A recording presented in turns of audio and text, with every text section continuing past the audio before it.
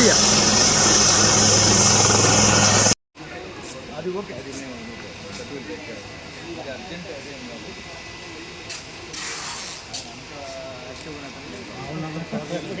Walking బట్టి మనం చెప్పేది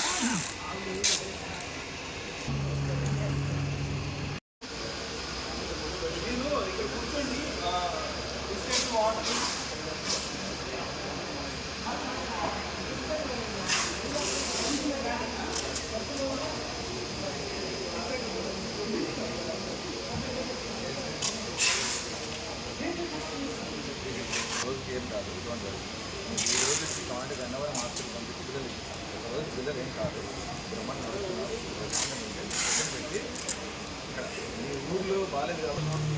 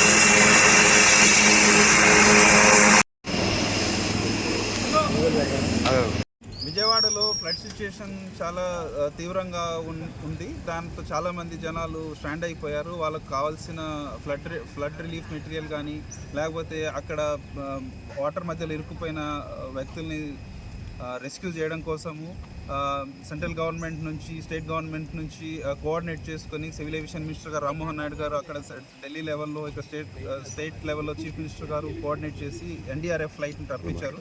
మార్నింగ్ 6:30కి ఫ్లైట్ ల్యాండ్ అవ్వడం జరిగింది. అలాగే ఇక్కడ నుంచి మనకు rescue operations and flood relief material కూడా వాటరు, బిస్కెట్ ప్యాకెట్స్, మిల్క్ ఇలాంటివి ఇక్కడ నుంచి పంపించడం జరుగుతుంది. ఒక నేవీ హెలికాప్టర్ ఒకటి ఇక్కడ నుంచి ఆపరేట్ అవుతూ ఉంది. ఆల్రెడీ ఒకసారి ఇక్కడ నుంచి మెటీరియల్ తీసుకెళ్ళి డ్రాప్ చేసి వచ్చి మళ్ళీ రెండో ట్రిప్ ఇప్పుడు వెళ్ళింది.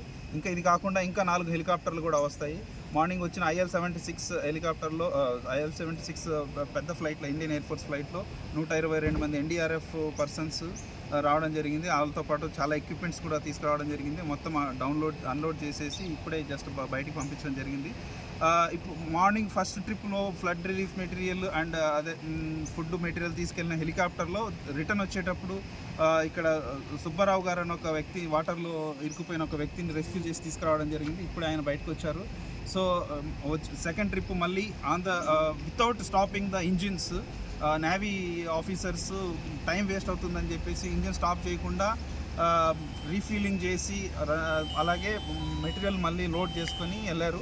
ఇప్పుడు ముఖ్యంగా జరగబోయే విషయం ఏంటంటే అక్కడ మనకు ఫుడ్ కన్నా అందులో వాటర్లో ఇరుక్కుపోయిన వ్యక్తుల్ని రెస్క్యూ చేయడం అనేది ఇంపార్టెంట్ కాబట్టి హాఫ్ లోడ్ మాత్రమే రిలీఫ్ మెటీరియల్ తీసుకెళ్లారు. దాన్ని ఎంత త్వరగా వీలైతే అంత తొందరగా డ్రాప్ చేసేసి మిగతా ప్యాసింజర్స్ని పికప్ చేసుకొని వస్తారు. ఇది కాకుండా ఇంకా 4 హెలికాప్టర్లు రావడానికి అవకాశం ఉంది. సో మన విజయవాడ ఎయిర్పోర్ట్ నుంచి మొత్తం వాళ్ళకు కావాల్సిన ఎటువంటి టైం వేస్ట్ చేయకుండా అన్ని సహకారాలు అందిస్తూ మా ఆపరేషన్స్ మేనేజరు, మా ఆపరేషన్స్ పర్సన్స్ అందరూ చాలా ఎఫిషియెంట్గా పనిచేస్తూ ఫ్లడ్ రిలీఫ్ చేయడానికి, మా వంతు సహకారం అందించడానికి మేము కృషి చేస్తాం. ముఖ్యంగా మాకు నిన్న సాయంత్రం నుంచి కూడా నాకు డైరెక్ట్గా సివిల్ ఏవియేషన్ మినిస్టర్ గారు స్వయంగా ఫోన్ చేసి నైట్ అంతా ఇక్కడే ఉండి వచ్చే ఫ్లైట్ని అకామిడేట్ చేసి వాళ్ళకి కావాల్సిన సదుపాయాలు కలిగించమని చెప్పారు. అందుకే రాత్రి అంతా మా సిబ్బందితో పాటు మేమంతా ఇక్కడే ఉన్నాము. నైట్ వచ్చిన ఫ్లైట్స్కి వాళ్ళకు మెటీరియల్ లోడ్ చేయడానికి, అన్లోడ్ చేయడానికి మెటీరియల్ కూడా స్వయంగా మా స్టాఫ్ స్వయంగా లోడ్ చేయడం కూడా జరిగింది. మా స్టాఫ్ అందరూ సహకరిస్తున్నారు, పోలీసు వాళ్ళు సహకరిస్తున్నారు, గ్రౌండ్ స్టాఫ్ సహకరిస్తున్నారు. అలాగే ఇక్కడ ఉన్న ప్రతి ఒక్కరు కూడా rescue operations and relief operations చాలా సమృద్ధిగా కరెక్ట్గా జరగడానికి అందరూ హెల్ప్ చేస్తున్నారండి. పెద్దలంకలో ఇరుక్కుపోయా, పెద్దలంకలో 3 నెలల నుంచి లేదు. నన్ను వచ్చారు కానీ చూశారు కానీ దిగారు. మేము రాలేము బాబు అన్నాం. ఇవాళ ఇక దిగి ఇది పోయిన బాగోలేదు, ఇవాళ ఇది పోతాను అంటే ఎక్కిచ్చారు. అక్కడ ఎక్కించి తీసుకొచ్చారు. దేంట్లో తీసుకొచ్చారు? హెలికాప్టర్ అంటే నీళ్ళలో ఇరుక్కుపోయావు మధ్యలో? నువ్వు దెబ్బ మీద డాబా మీద ఉన్నాం. 14 మంది ఉన్నాం. 14 పెద్దలంక అంటే కృష్ణాది మధ్యలోనది. మరి మీకు వస్తాక సదుపాయం కానీ పడవలు కానీ అట్టండి ఏం లేవు అసలు. మిగిలిన వారు డాబాలోనే ఉన్నాయి, డాబా పైన ఉన్నాం.